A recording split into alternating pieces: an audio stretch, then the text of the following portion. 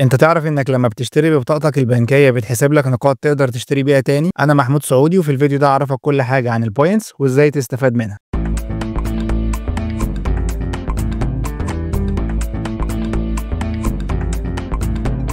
اول حاجه، النقاط عباره عن معاملات انت بتشتريها بتترد لك قيمتها بنقاط تقدر تشتري بيها تاني وتقدر تسدد بيها مديونيه كارت المشتريات. كمان النقاط مش شرط تتحسب لك لما تشتري بكارت المشتريات بس، انت بتتحسب لك نقاط لما بتشتري بكارت الحساب الشخصي وكارت مسبق الدفع وكمان محفظتك البنكيه. بس الكارت المشتريات النسبه الاكبر في النقاط اللي بتتحسب لك على كل جنيه بتشتري بيه. يعني مثلا ممكن تلاقي كارت المشتريات بتحسب له على كل جنيه نقطتين، وتلاقي كارت الحساب الشخصي على كل جنيه نقطه، وهكذا. النقاط دي ممكن تستبدلها من اماكن كتير بيكون البنك الخاص بيك متعاقد معاها، بتكون عباره عن ماركت وملابس وقطع غيار وغيره.